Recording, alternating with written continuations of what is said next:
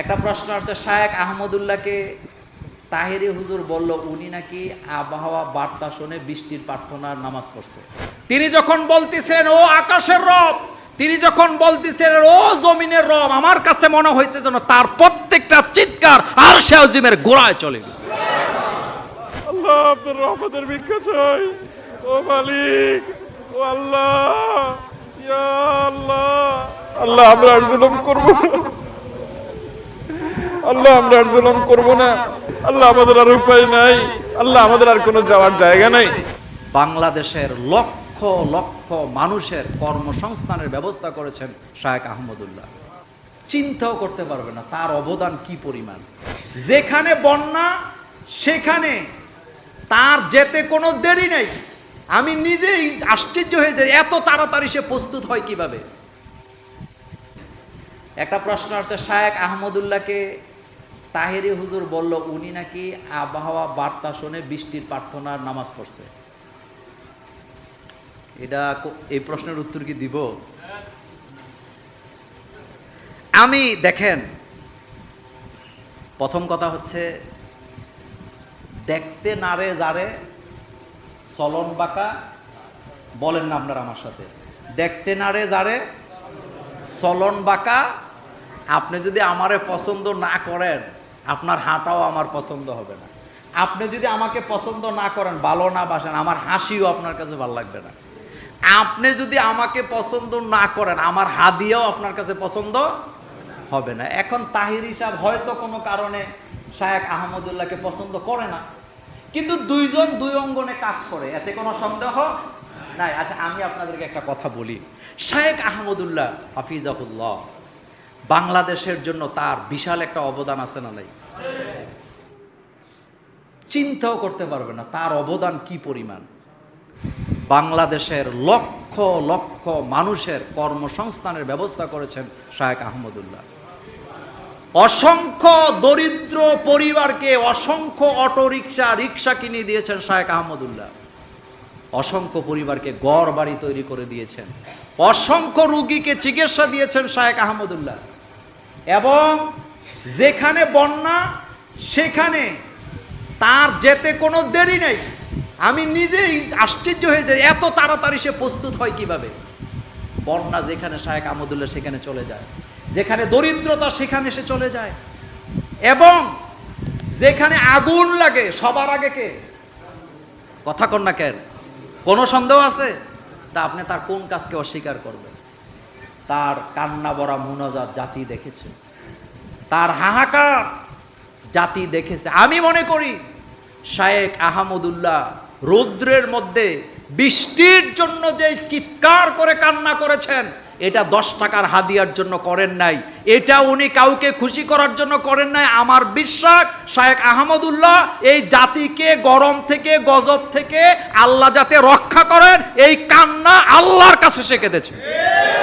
সে কোনো মাজারের কাছে যে কাঁদে নাই, সে কোনো পীরের কাছে কান্না করে নাই, সে খোলা ময়দানে চিৎকার দিয়ে কেঁদেছেন কার কাছে?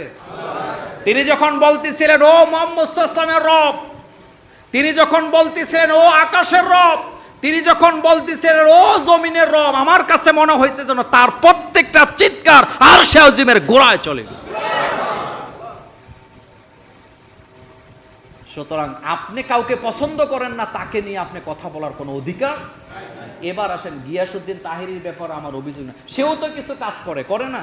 কয়েকদিন আগে দেখছি সেও কোথায় যেন সাহায্য দিতেছে।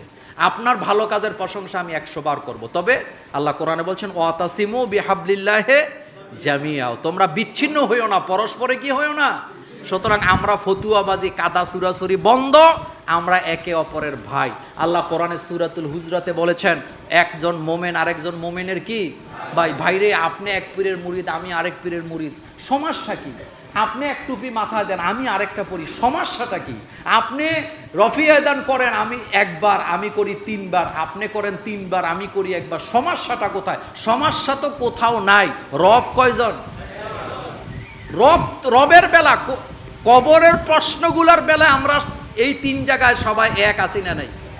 আমাদের রবকে আল্লাহ, আমাদের সবার রব আল্লাহ, আমাদের সবার নবী মুহাম্মাদুর সাল্লাল্লাহু, আর আমাদের সবার ধর্ম কি? তো পার্থক্যটা কোথায়? পার্থক্য হলো কিছু কিছু জায়গা। আমি এটার একটা ছোট্ট ব্যাখ্যা দিয়ে দিই। আপনি ঢাকায় যাবেন, আমিও ঢাকা যাব। এখন আমার মন চাইছে আমি ঢাকা যাব, আমি সিলেট রোডে ঢুকছি, ঢুকে ব্রাহ্মণবাড়িয়া পার হইয়া বামে যাইয়া একেবারে বৈরব দিয়া, নরসিংদী দিয়া, গাজীপুর দিয়া যাইয়া ঢাকা উঠছি। আপনি ঢাকা গেছেন কুমিল্লা ক্যান্টনমেন্ট থেকে ডাইরেক্ট, এদিক দিয়া যাইয়া যাত্রাবাড়ি দিয়া ঢুকছেন। আবার আরেকজন লোক ঢাকা গেছে, উনি আবার কাশপুরে যাইয়া কয় না আমি বামে যাব না, যাত্রাবাড়িতে অনেক জ্যাম থাকে, আমি ভিতর দিয়া কাঞ্চন দিয়া চলে যাব। কিন্তু গন্তব্য কয়টা? কথা বলে তো বাইরে এত গালাগালি ঠেলা ঠেলির দরকারটা কি? ধাক্কাধাক্কির দরকারটা কি? আমি বিশ্বাস করি কেউ জাহান্নামে যাওয়ার জন্য ধর্মকর্ম করে না, সবাই জান্নাতে যেতে চায়।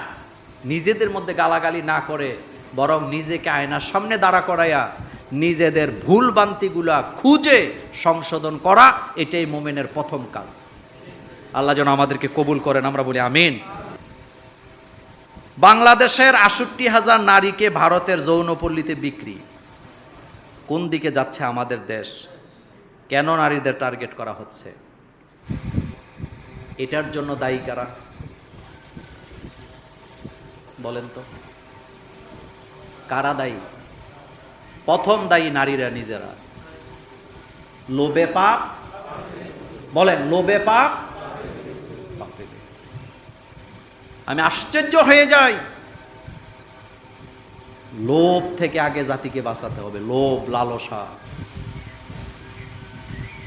কেউ একটা ফোন করলো, লোভ দেখাইলো, আসেন আপনাকে 20 কোটি টাকা দেব, খবর নাই আর। এবার এটা হোক 90 বছরের বুড়া বেড়ায়, এইটাই বালা।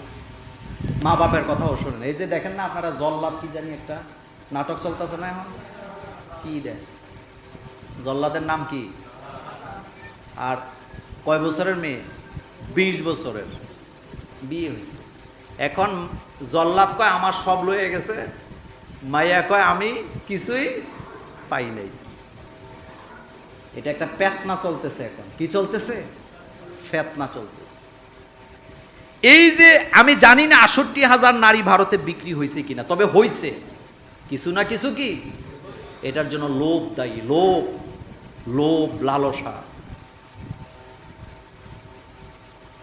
আগের দিনের মায়েরা, বোনেরা নিজের জীবনের চাইতে নিজের ইজ্জতকে দামি মনে করতেন, সেজন্য তারা জীবন দিতেন, কিন্তু নিজের ইজ্জত কি দিতেন না। কিন্তু এখন নিজের ইজ্জতের চাইতে জীবনের চাইতে টাকার দাম বেশি হয়ে গেছে, যার কারণে এটার মধ্যে ফা দিচ্ছে। 2 নাম্বার, এটার জন্য দায়ী যারা দায়িত্বশীল। আমাদের একটা বর্ডার আছে না? কথা কন না কেন? বর্ডার আছে না? এয়ারপোর্ট আছে না? বিদেশ কে যায়, বর্ডার কারা পার হয়, এটাকে আমি আর আপনি জানি না, যারা দায়িত্বে আছে তারা জানে। একবার যদি চিন্তা করতো তারা যে এই গেট দিয়ে যে মেয়েগুলা যাচ্ছে এটা আমার মেয়েও হতে পারে, অমুক অন্যের মেয়ের সাথে যেটা ঘটে এটা আমার মেয়ের সাথেও ঘটতে পারে কি পারে না, এই চিন্তা যদি থাকতো তাহলে লোভ লালসায় কখনো তাদেরকে যেতে দিত না। লক্ষণ কিন্তু ভালো না। আমি এ বিষয়ে খুবই সতর্কতার সাথে কথা বলতেছি এই কারণে, কারণ আমি বুঝি আমারও তো জীবনের একটা মায়া আছে নাকি, ভাঙ্গা কথা বললাম না। এটা তো কিছুই না, অপেক্ষা করেন। পরাধীনতা একদিনে আসে না, পরাধীনতা একদিনে আসে না, এটা যুগের পর যুগ, যুগের পর যুগ আস্তে আস্তে আসে। একটা জাতিকে পরাধীনতায় বশ করতে হলে তার সংস্কৃতি, তার কৃষ্টি, তার কালচার, তার শিক্ষা ব্যবস্থা সব কিছু ধ্বংস করার পরেই তাকে পরাধীন বানানো যায়। আল্লাহ যেন এই জাতিকে হেফাজত করেন। আমি আমার বোনদেরকে বলবো, সতর্ক হও, তোমাদের বিদেশ যাওয়ার দরকার নাই। প্রয়োজনে বাংলাদেশে ভিক্ষা করে খাও, বাংলাদেশে প্রয়োজনে কাজ করে খাও। বাংলাদেশের হাজার হাজার পরিবার আছে কাজের লোক পায় না, তুমি কাজ করে খাও, তোমার ইজ্জতকে তুমি হেফাজত করো। তুমি নিজের জীবনটাকে ধ্বংস করে দিও না, দিও না।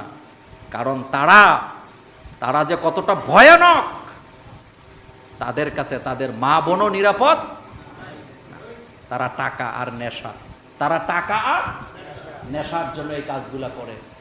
বাংলাদেশ থেকে হাজার হাজার মেয়েকে পাচার করা হয়েছে বিদেশে নিবে বলে। কয় কিচ্ছু লাগবে না, টাকা আমার। তোমার তো এটা তো বোঝা উচিত যে ওই লোকটা আমাকে ফ্রি বিদেশ নিবে কেন, অল্প টাকায় নিবে কেন? বিমান ভাড়া 60,000, কয় তোমার 30,000 দিয়ে নিয়ে নেব। তুমি এ লোভে পড়ো কেন? এজন্য আমাদের দেখেন, কষ্টের কথা বললে আপনারা আবার কি কর। পৃথিবীর সকল দেশ যখন বিজ্ঞানী, শিক্ষাবিদ, ডক্টর, ডাক্তার তৈরি কইরা বিভিন্ন দেশে আমদানি করে, আর আমরা তখন কাজের মাইয়া সাপ্লাই দিই। কথা কি ঠিক বললাম? বিছনা চাদর কেমনে বিছাইতে হয়, আলু ভর্তা কেমনে বানাইতে হয়, এগুলো তো কাজের মায়ের কাজ নিয়ে। এটা কি আমাদের মা বোনদের কাজ? আমি আফসোস করে অনেক সময় বলি, আপনারা বলেন যে এটা তো একটা শিক্ষা। কি শিক্ষা এটা? আমাদের মা চাষিরা বোধহয় রান্না টান্না ভালো পারতেন না। আমার মা 30 রকমের পিঠা, আরো বেশি পিঠা বানাইতে পারত। আমার মা যে কত রকমের পিঠা বানাইতো, আমার বউ তো অর্ধেকও পারে না। তা আমার মা কোন বিশ্ববিদ্যালয় থেকে শিখছে এটা? কথা কি শুনতেছেন আপনারা, বুঝতেছেন? পারিবারিক শিক্ষা সবচেয়ে গুরুত্বপূর্ণ শিক্ষা। এজন্য ডাক্তার বানায় বিদেশে পাঠান, ইঞ্জিনিয়ার বানায় বিদেশে পাঠান, দেশ নিয়ে গর্ব করা যাবে। বিছনার চাদর আর আলু ভর্তা বানায়া কাজের মেয়ে সাপ্লাই দেওয়া যাবে, জাতি নিয়ে গর্ব করা যাবে না।